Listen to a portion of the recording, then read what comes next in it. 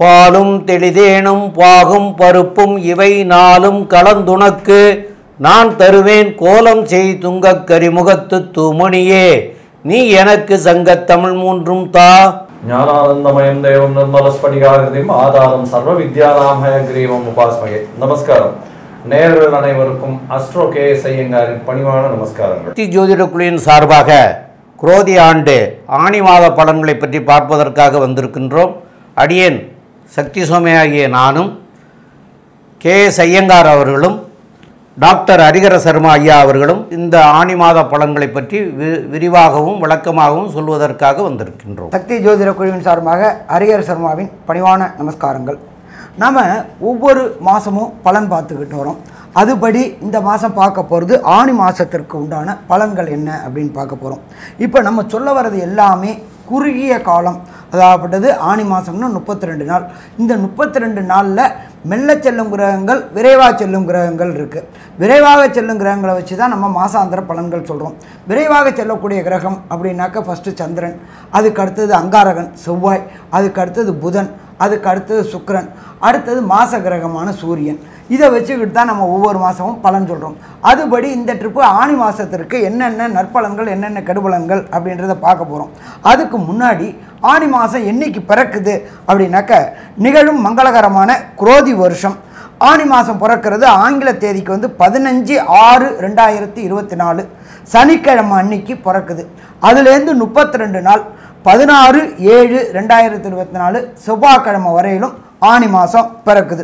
இப்போ இந்த ஆணி மாதத்தில் பிறக்கும்போது என்னென்ன விசேஷ தினங்கள் நம்ம எப்பொழுதுமே பொறுத்தளவுக்கு இந்துக்களை பொறுத்தளவுக்கு ஒவ்வொரு மாதமும் ஒவ்வொரு விசேஷ தினங்களை கொண்டாடக்கூடியது. அதுபடி இந்த ஆணி மாதத்தில் என்னென்ன விசேஷ தினங்கள் வருது அப்படின்றத பார்ப்போமா. ஆணி மாதத்தில் பொறுத்தளவுக்கு 7ஆம் தேதி அன்னைக்கு பௌர்ணமி. அன்னைக்கு சரியான ஆங்கில தேதி அப்படின்றது 21/6/2024. ஆணி மாதம் பௌர்ணமி அப்படின்னாக்க என்ன ஒரு விசேஷம் அப்படின்னாக்க மிதுனத்தில் சூரியனும் சந்திரன் இருக்கிற இடம் தனுர்லையும் இருக்கிறது. அதாகப்பட்டது அமாவாசை அப்படின்னா சந்திரனும் சூரியனும் இணைஞ்சிருக்கிறது. சத சப்தமத்தில் வர்றது ஆணி மாதத்தில் பிறக்கிறதுல நம்மளோட ஜோதிட சாஸ்திரத்தில் எல்லாரும் என்ன சொல்லுவாங்க, மூல நட்சத்திரம் அப்படின்னாக்கா ஆண் மூலம் அரசாலும் பெண் மூலம் நிர்மூலம் அப்படிம்பாங்க. அதில் பொறுத்தளவுக்கு இந்த ஆணி மாதத்தில் மூல நட்சத்திரத்தில் பிறக்கிற பெண் குழந்தைகளுக்கு 3-4 பாதத்துக்குள்ளவங்களுக்கு தான் சிக்கல், மற்றபடி பயப்பட வேண்டாம். மூல நட்சத்திரம் ஆண் மூலம் அரசாலும் பெண் மூலம் அதெல்லாம் கிடையாது. ஒன்று. அதுக்கு அடுத்தது சங்கடங்களை விளக்கக்கூடிய சங்கடகர சதுர்த்தி, அது ஆணி மாதம் 11ஆம் தேதி பிறக்குது. அதுக்கு சரியான ஆங்கில தேதி அப்படின்னு பார்த்தோம்னாக்க 25/6/2024 செவ்வாய்க்கிழமை அன்னைக்கு. அதுக்கு அடுத்தது பார்த்தோம்னாக்க கூர்ம ஜெயந்தியும் ஆணி கிருத்திகையும் பிறக்கிறது அப்படின்றது ஆணி மாதம் 18ஆம் தேதி. அதுக்கு சரியான ஆங்கில தேதி 2/7/2024 செவ்வாய்க்கிழமை அன்னைக்கு பிறக்குது. அதுக்கு பொறுத்தவரைக்கு அடுத்தது அமாவாசை. ஆணி மாதத்தில் வர அமாவாசை விசேஷமான அமாவாசை. அது பிறக்கிறது தமிழ் தேதிக்கு 21, ஆங்கில தேதிக்கு 5/7/2024 வெள்ளிக்கிழமை. இதுக்கு அடுத்தது மிக மிக முக்கியமானது அப்படின்றது ஆணி திருமஞ்சனம். ஒரு மொத்தத்துக்கு பார்த்தீங்கன்னாக்க நடராஜருக்கு பொறுத்தளவுக்கு ஒரு வருடங்களுக்கு சற்றே குறை 4 முறை தான் அபிஷேக தினம் நடக்கும். அதே போல் இந்த அபிஷேக தினம் அப்படின்றது ஆணி திருமஞ்சனம் அப்படின்றது ஆணி மாதம் 27ஆம் தேதி. அதுக்கு சரியான ஆங்கில தேதி அப்படின்னாக்க 11/7/2024 வியாழக்கிழமை மாலை உத்திர நட்சத்திரம். இதுலேயும் பார்த்தீங்கன்னாக்க விசேஷமானது அப்படின்றது திருவெண்காடு. அந்த இடத்துல நடராஜருக்கு அபிஷேகம் பண்ணுறது ரொம்ப ரொம்ப விசேஷம். அது என்ன திருவெண்காடில் உள்ள இவருக்கு மட்டும் அப்படின்னாக்க அங்கே உள்ள ஈஸ்வரன் ரொம்ப விசேஷமான ஈஸ்வரன், அது பண்ணுறாங்க. அப்போ இதே மாதிரி இந்த பொசிஷனில் இந்த 5 நல்ல நாட்களோட இந்த ஆணி பிறக்குது. சரி, இதுக்கப்புறம் பார்த்தோம்னாக்க ஆணி மாதத்தில் கிரக நிலவரம் நம்ம எல்லாமே பலன்கள் சொல்கிறது கோல்சாரம். இந்த காலகட்டங்களில் 32 நாளில் என்னென்ன கிரகங்கள் எந்தெந்த இடத்துல இருக்காங்கன்றதை பார்த்துட்டு பார்ப்போம். பிறக்கும்போது மேஷத்தில் ஆட்சி பெற்ற செவ்வாயும், ரிஷபத்தில் குரு பகவானும், மிதுனத்தில் சூரியன் புதன் சுக்கிர பகவானும், காலபுருஷ தத்துவத்தின்படி 6ஆம் இடமான கன்னியில் கேது பகவானும், காலபுருஷ தத்துவத்தின்படி 11ஆம் இடத்துல ஆட்சி பெற்ற சனி பகவானும், 12ஆம் இடமான மீனத்தில் ராகுவும் கொண்ட நிலவரத்தில் இந்த ஆணி மாதம் பிறக்குது. இந்த ஆணி மாதத்தில் பொறுத்தளவுக்கு சின்ன சின்ன பயிற்சிகள் இருக்குது. ஆணி 12 புத பகவான் கடகத்துக்கு மாறுறாரு. அதே போல் 7/7/2004 கடகத்துக்கு சுக்கிர பகவான் மாறுறாரு. 11/7 ரிஷபத்தில் செவ்வாய் பகவான் மாறுறாரு. அதே போல் இந்த ஆணி 5ஆம் தேதி சனி பகவான் வக்ர ஆரம்பத்தில் இருக்கார். ஆணி மாதத்தில் புதன் சுக்கிரன் இடம்பெயர்றாரு. அப்போ இந்த 4 பெயர்ச்சிகள், இந்த 4 கிரகங்கள், விரைவாக செல்லும் 4 கிரகங்களை வச்சு தான் நம்ம எப்பொழுதுமே பலன் சொல்கிறோம். இப்போ இந்த ஆணி மாதத்தில் பொறுத்தளவுக்கு எந்தெந்த ராசிக்கு சந்திராசிரம தினங்கள், சந்திராசிரம தினம் அப்படின்னா என்ன அப்படின்னாக்க, கோச்சார சந்திரனுக்கு ஜனன சந்திரன் 8ஆம் இடத்துல வருது. அதாவது ஜனன சந்திரன் மாறாதவர், கோச்சார சந்திரன் மாறாது. 8ஆம் இடத்துல வரும்போது அவருடைய ஒளி மறையும். அப்போ இந்த சந்திராசிரம தினங்கள் என்னென்ன தினங்கள் அப்படின்றது விரிவாகவும் விளக்கமாகவும் சொல்லுவோம். அந்த காலகட்டங்களில் சுபகாரியங்களை தவிர்க்கணும் அப்படின்றதையும் பற்றி டீட்டெயிலாக சொல்லுவோம்.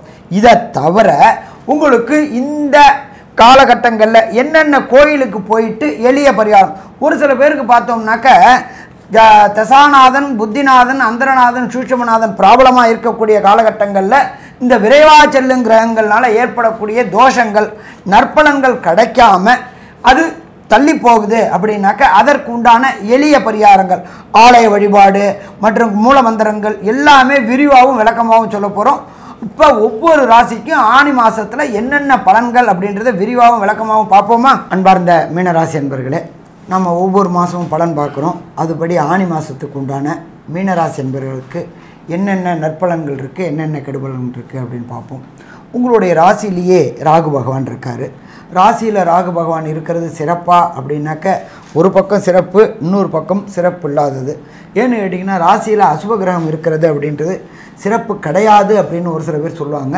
ஆனால் ராசிக்கு இடம் கொடுத்தவர் குரு பகவான், அதனால் அவர் கோதண்ட ராகு ஆகிறாரு. அதனால் உடல்நிலையில் கொஞ்சம் அதிகமான கவனம் தேவை. உடல்நலத்தில் அன்இன்டிவிஜுவல் ப்ராப்ளங்கள் வரக்கூடிய வாய்ப்புகள் உண்டு. இருதய தொடர்புடைய உபாதைகள், கேஸ் ட்ரபிள் உபாதைகள், பாதத்தில் உபாதைகள் இதெல்லாம் வரத்துக்கு வாய்ப்புகள் உண்டு.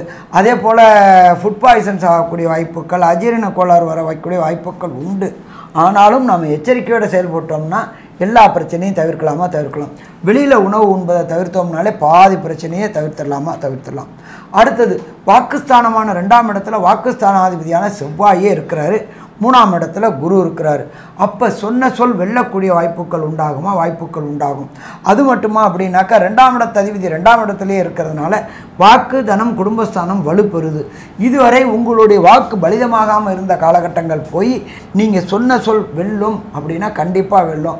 அப்போ உங்களுக்கு ஆட்டோமேட்டிக்காக கிரெடிபிலிட்டி கூடும். அடுத்தது 3ஆம் இடமான கம்யூனிகேஷன் பாவத்தில் உங்களுடைய ராசியாதிபதியான குருவே இருக்கிறதுனால உங்களுடைய முயற்சிகள் வெல்லக்கூடிய வாய்ப்புகள் உண்டு. முயற்சி ஸ்தானத்தில் குரு இருக்கிறதுனால, ராசியாதிபதி இருக்கிறதுனால முயற்சிகள் வெல்லக்கூடிய வாய்ப்புகள் உண்டு. அதே போல் 4ஆம் இடத்துல 4ஆம் அதிபதியான புத பகவான் ஆட்சி பெற்று இருக்காரு. அதை தவிர 3க்குண்டான சுக்கிரனும் அதே போல் 5க்குண்டான சூரியனும் இணைஞ்சிருக்கிறதுனால வண்டி, வாகனம், புது வீடுகள் வாங்கக்கூடிய வாய்ப்புகள் உண்டு. பழைய வீடை விற்றுட்டு புது வீடு வாங்கிறதுக்கான வாய்ப்புகள் உண்டு. அதே போல் பழைய வீட்டை ரினோவேஷன் பண்ணணும் அப்படின்னு சொன்னாக்கா அதற்குண்டான தனமும் கிடைக்கக்கூடிய வாய்ப்புகள் உண்டு. கடன் கிடைக்கக்கூடிய வாய்ப்புகளும் உண்டு.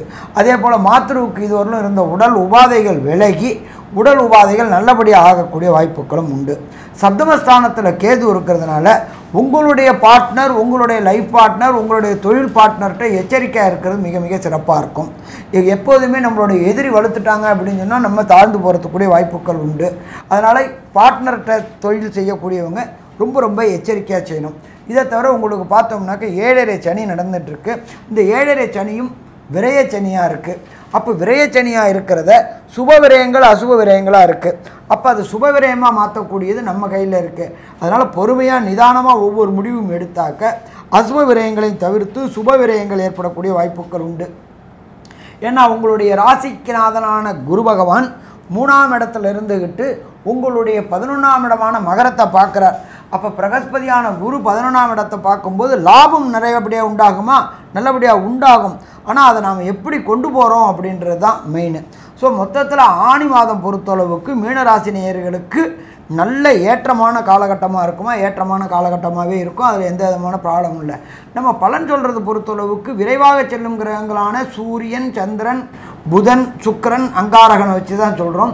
இந்த அங்காரகனுடைய பார்வை என்னென்ன பலம் கொடுக்க போகுது அப்படின்றது நம்மளுடைய அஸ்ட்ரோ KS ஐயங்கார் அவங்க விரிவாகவும் விளக்கமாகவும் சொல்லுவாங்க. அற்புதமாக சொன்னீங்க. 2ஆம் இடத்துல தனஸ்தான அதிபதி ஆட்சி பெற்று இருக்கிறதுனால பண வரவருக்கு பஞ்சம் இருக்காது. பேச்சில் மட்டும் கொஞ்சம் ஜாகிரதையாக இருங்க. இந்த மாதம் பார்த்தாலேயானால் ராசிநாதன் 3ஆம் இடத்துல இருக்கார். அதுவும் பூரட்டாதி நட்சத்திரம் 4ஆம் பாதம் கொஞ்சம் ஜாகிரதையாக இருக்கிறது நல்லது. ஏன்னா 3ஆம் இடத்துல மறைஞ்சு போயிருக்கார் குரு பகவான். அதனால் கொஞ்சம் ஜாகிரதையாக இருக்கிறது நல்லது.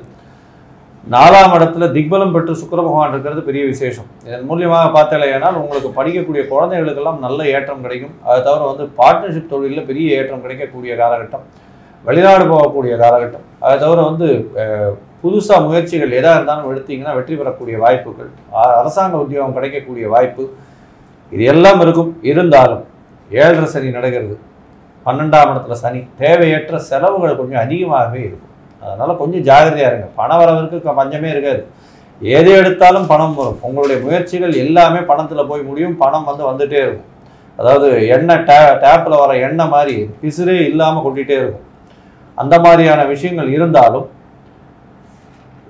செலவுகள் பார்த்தீங்கன்னா தேவையற்ற செலவுகள் ஆகும். தேவையற்ற செலவுனா இப்போ செலவு பண்ணி முடிச்சதுக்கப்புறம் தான் அஜிஜோ இதை போய் எப்படி செலவு பண்ணணும், தேவையில்லாமல் போச்சு, இதை செலவு பண்ணியிருக்க வேண்டாமே அப்படின்னு யோசிக்க தோணும்.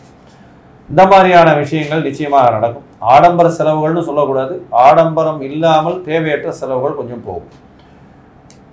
புதிய வீடு மனை வாங்கக்கூடிய வாய்ப்புகள் நிச்சயமாக கிடைக்கும். ஏன்னா செவ்வாய் பகவானும் ஆட்சி பெற்று போயிருக்கார், 4ஆம் அதிபதியும் ஆட்சி பெற்று போயிருக்கிறது விசேஷம். பார்ட்னர்ஷிப்புக்குன்னு புதிய பார்ட்னர்ஷிப் அப்படின்னு எடுக்கிறதுக்குன்னு தொழிலுக்கு இன்வெஸ்ட்மெண்ட் பண்ணக்கூடிய வாய்ப்புகள் நிச்சயமாக இருக்கும். மொத்தத்தில் பார்த்தீங்கன்னா இந்த மாதமே ரொம்ப நல்லபடியாக இருக்கும். ஆனால் 7.5 சனி போயிட்டு இருக்கிறதுனால கொஞ்சம் ஜாகிரதையாக பார்த்து எந்த ஒரு இன்வெஸ்ட்மெண்ட்டும் தொழில் பண்ணுறவங்க பண்ணணும். வேலை செய்கிறவர்களுக்கு நல்ல ஏற்றம் இருக்கும். ஏன்னா 6ஆம் அதிபதி 6க்கு 11 இருக்கிறது ரொம்ப விசேஷம். அதுவும் அரசாங்க உத்தியோகம், அரசாங்க கான்ட்ராக்ட் எடுக்கிறவர்களுக்கு நல்ல ஏற்றம் இருக்கக்கூடிய காலகட்டம். இந்த காலகட்டத்தில் பார்த்தாலேயானால் சில நாட்களை தவிர்க்கிறது நல்லது. அது சந்திராஷ்டம நாட்கள்னு சொல்கிறோம். அந்த சந்திராஷ்டம நாட்கள் என்னென்ன? குரு பகவானும் 3ஆம் இடத்துல மறைஞ்சிருக்காரு. இதனால ஏதாவது பரிகாரம் பண்ணணுமா அப்படின்றத பற்றி ஐயா கிட்ட கேட்கலாம். ரொம்ப அற்புதமாக தெளிவாக விவரமாக சொன்னீங்க ஐயா. இந்த மீன ராசிக்காரர்களுக்கு ராகு மீனத்திலே இருக்கார். அது கோதண்ட ராகுவாக இருந்தாலும் கூட அது செட்பேக்கு தான். அது மாதிரி உங்களுக்கு 7.5 சனி நடக்கிறது, அதுவும் ஒரு இது. ரெண்டாவது உங்களுடைய ராசிக்கு 2ஆம் இடத்துல செவ்வாய் பகவான் ஆட்சி பெற்று போய் இருந்தாலும் 3ஆம் பார்வையாக சனியுடைய பார்வையில் 3ஆம் பார்வையில் வாக்குஸ்தானத்தை அவர் பார்க்கறதுனால அவங்கெல்லாம் சொன்னது மாதிரியா வாக்கு நம்ம எதுவுமே நாம் நல்லதுன்னு நினச்சி பேசுவோம். எதிரி அதை தப்பாக புரிஞ்சுண்டு நம்மளோடைய சண்டைக்கு வருவாங்க. அதனால் ரொம்ப எதவாக பேசுகிறது நல்லது. இந்த மாதிரிலாம் இருக்கிற காரணத்தினால உங்களுடைய தசாநாதன் அந்தரநாதன் இதெல்லாம் சரியில்லை. உங்களுக்கு எந்த கிரகம் இப்போ என்ன திசை நடக்கிறதோ என்ன புத்தி நடக்கிறதோ அது சரியில்லாமல் இருந்தால் அதற்குண்டான கிரகத்துக்கு போயும் நீங்கள் தீபம் ஏற்றி அந்த கிழமைகள்லேயே வழிபடுறதும் சிறப்பாக இருக்கும். அது போக சீவஜமாதிகள் அப்படின்னு சொல்லக்கூடிய இடங்களுக்கு வியாழக்கிழமை தோறும் போய் வழிபட்டுட்டு, ஏன்னா இந்த 3 கிரகங்கள் இந்த மாதிரி இருக்கிறதுனால சனி ராகு செவ்வாய், அதனால் அதுகளுக்கும் போயிட்டு வந்தீங்கன்னா உங்களுக்கு இந்த மாதம் எல்லாமே நற்பலனாக அமையக்கூடிய வாய்ப்புகளை தரக்கூடிய வாய்ப்புகள் உண்டு. அதுபோக உங்களுக்கு சந்திராஷ்டம தினங்கள் அப்படின்னு சொல்லக்கூடிய தினங்கள் ஆனி மாதம் 3ஆம் தேதி 4ஆம் தேதி, அதாவது ஆங்கிலத்துக்கு 17/6/2024 திங்கட்கிழமை, அதேமாரி 18/6/2024 செவ்வாய்க்கிழமை ஆகிய 2 தினங்களும் உங்களுக்கு சந்திராஷ்டம தினங்கள். இந்த சந்திராஷ்டம தினங்களில் அவசியமாக நீங்கள் தவிர்க்க வேண்டியது என்னன்னு கேட்டிங்கன்னா, ஒன்று பிரயாணம், இன்னொன்று புதிய முயற்சிகள் எதுவும் செய்ய வேண்டாம். இந்த புதிய முயற்சிகளையும் பிரயாணத்தையும் இந்த தேதியை தவிர பாக்கி தேதிக்கு மாற்றி அமைச்சிக்கிட்டு செய்கிறது சாலச் சிறந்ததாக இருக்கும். இந்த 2 நாட்களும் ரொம்ப பிரச்சனைக்குரியதாக இருக்கும். ரெண்டாவது உங்களுக்கு சந்திராஷ்டம தினம் அப்படிங்கிறது உங்களுக்கு சந்திராஷ்டமம் அப்படின்னு வரக்கூடியது அஸ்த நட்சத்திரம், அதாவது சித்திரை நட்சத்திரம், சுவாதி நட்சத்திரம், விசாக நட்சத்திரம் வர்ற நேரத்தில் வரக்கூடியது. அப்போது உங்களுடைய ராசிக்கு அது 8ஆம் இடத்துக்கு வர்றதை தான் சந்திராஷ்டமம்னு சொல்கிறோம். அதனால் இது ரொம்ப கொஞ்சம் கடுமையாக இருக்கக்கூடிய காலமாக இருக்குது. கண்டிப்பாக இந்த மாதத்தில் சந்திராஷ்டமங்களை தவிர்க்கிறது மிக மிக நல்லது. மேலும் உள்ள விவரங்களுக்கு நம்முடைய KS ஐயங்கார் அவங்க சொல்லுவாங்க. ஐயா அற்புதமாக சொன்னீங்க. அதாவது மீனராசிக்காரர்களை பொறுத்தவரையிலும் 7.5 சனி முதல் 2.5 வருஷம் போயின்னு இருக்கு. வீண் விரயங்கள் ஏற்படும். பணவரவிற்கு தட்டுப்பாடு இருக்காது. 2ஆம் இடத்தில் இருக்கக்கூடிய செவ்வாயினால் குடும்பத்தில் சில மாற்று கருத்துக்கள் இருக்கக்கூடிய வாய்ப்புகள் உண்டு. பேச்சில் ரொம்ப கவனமாக இருக்கிறது நல்லது. ஏன்னா செவ்வாய் கொஞ்சம் வேகம் அதிகமாக இருக்கும். சனி பகவானால் பார்க்கப்படுறதுனால தவறான பேச்சுக்கள் வெளியில் வரக்கூடிய வாய்ப்புகள் உண்டு. புதிய வீடு மனை வாங்கக்கூடிய பாக்கியம் இருக்கும். ஷேர் மார்க்கெட்டில் இன்வெஸ்ட் பண்ணிங்கன்னா நல்ல ஒரு ஏற்றம் கிடைக்கக்கூடிய காலகட்டம். எதிர்பாலினத்தவர் மூலியமாக நல்ல ஒரு ஏற்றம் கிடைக்கும். பார்ட்னர்ஷிப் பிஸ்னஸில் திடீர் பணவரம் வரக்கூடிய வாய்ப்புகள் உண்டு. தொழிலில் பெரிய ஏற்றம் இருக்கும். படிக்கக்கூடிய மாணவர்களுக்கு நல்ல ஒரு ஏற்றம். வெளிநாடு போய் சம்பாதிக்கக்கூடிய பாக்கியம் உண்டு. அரசு உத்தியோகம், அரசு சார்ந்த விஷயங்கள்லேருந்து நல்ல ஒரு ஆதாயம் கிடைக்கக்கூடிய காலகட்டமாக இருக்கும். தொழிலில் பெரிய ஏற்றம் கிடைக்கக்கூடிய காலகட்டம். படிக்கக்கூடிய மாணவர்கள் மேல் படிப்புக்குன்னு வெளிநாடு போகக்கூடிய பாக்கியம் நிச்சயமாக உண்டு. மொத்தத்தில் பார்த்தீங்கன்னா இந்த மீனராசிக்காரர்களுக்கு எல்லாமே நல்லபடியாக இருக்குது. 12ஆம் இடத்தில் இருக்கக்கூடிய சனி அதிகமாக விரயத்தை கொடுத்தும், சப்தமத்தில் இருக்கக்கூடிய கேதுவின் மூலியமாக நண்பர்கள்கிட்ட பேச்சில் கொஞ்சம் கவனமாகவும், எதிர்பாலினத்தவரோடு பேச்சில் கவனமாகவும் இருக்கிறதன் மூலியமாக இந்த மாதம் ஒரு பொன்னான மாதமாக அமையும் அப்படின்னு சக்தி ஜோதிட குழு சொல்லுது. நன்றி, நமஸ்காரம். Astro KS Iyengar YouTube channel பார்த்தமைக்கு நன்றிகள். மேலும் இது போன்ற ஆன்மீக ஜோதிஷ தகவல்கள் உங்களை வந்து அடைய astro KS Iyengar YouTube channel subscribe செய்யவும், பெல் ஐக்கானை மறக்காமல் அழுத்தவும். நன்றி, வணக்கம்.